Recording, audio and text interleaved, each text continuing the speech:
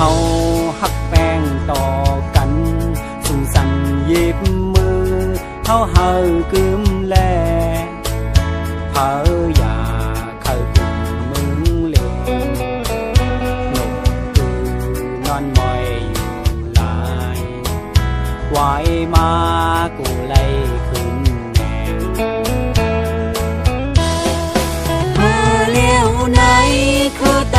เฮาเขา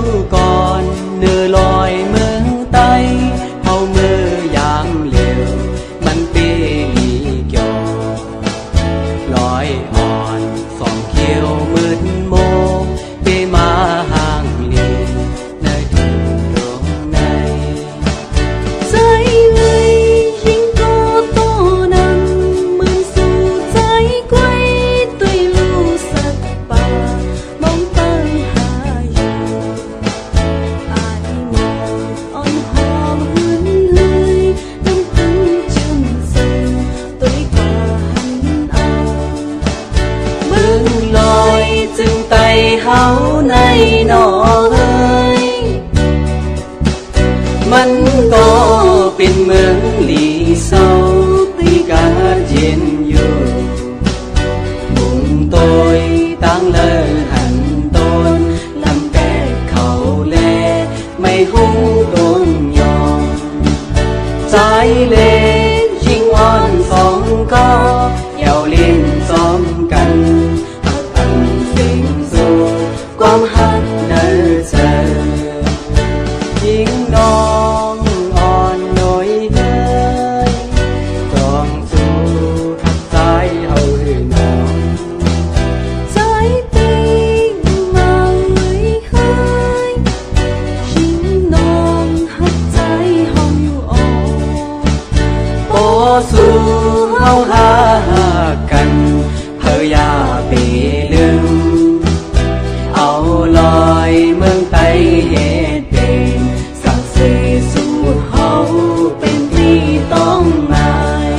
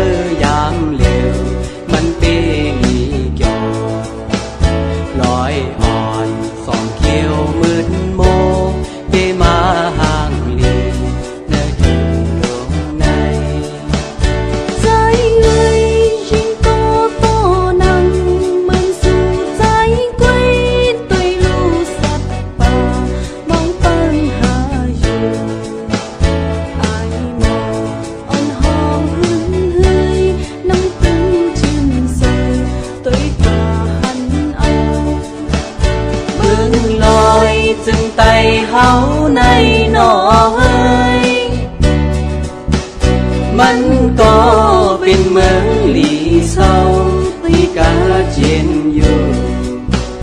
บุงโตยตั้งเลอหันต้นลำแปกเขาแลไม่หุ้งโดนยอมใจเล่ชิงอ่อนสองก็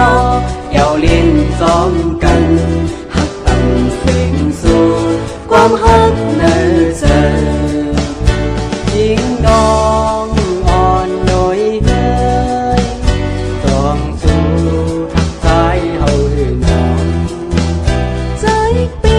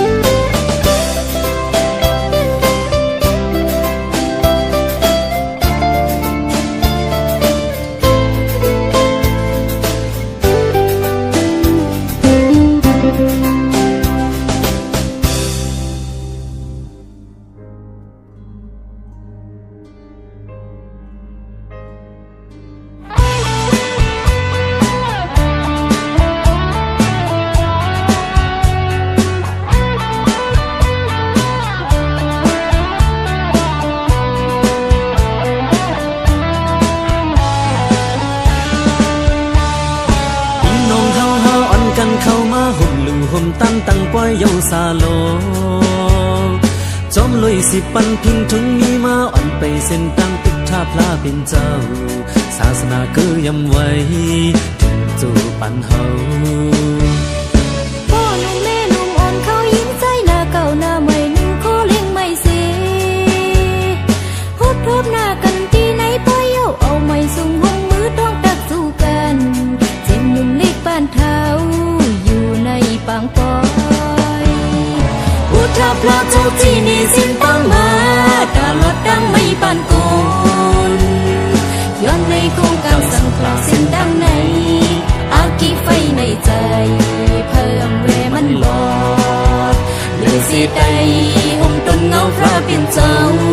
ห้องมือคุกเขาไว้พุทธังสารนังกัจฉามิธัมมังสารนังกัจฉามิสังฆังสารนังกัจฉามิ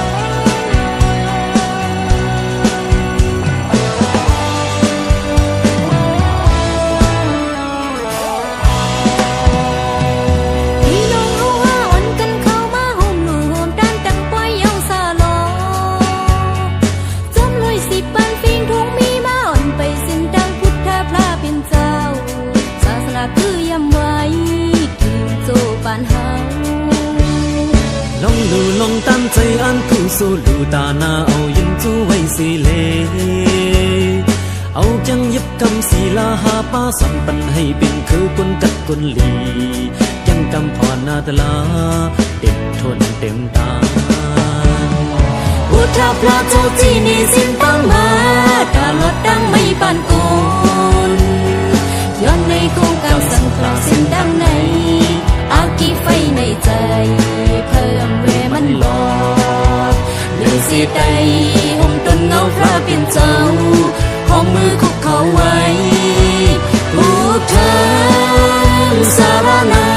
งกัจฉามิธัมมังสารนังกัจฉามิสังฆังสารนังกัจฉามิพุทธังสารนังกัจฉามิธัมมังสารนังกัจฉามิสังฆังสารนังกัจฉามิพุทธังสารนังกัจฉามิธัมมังสารนั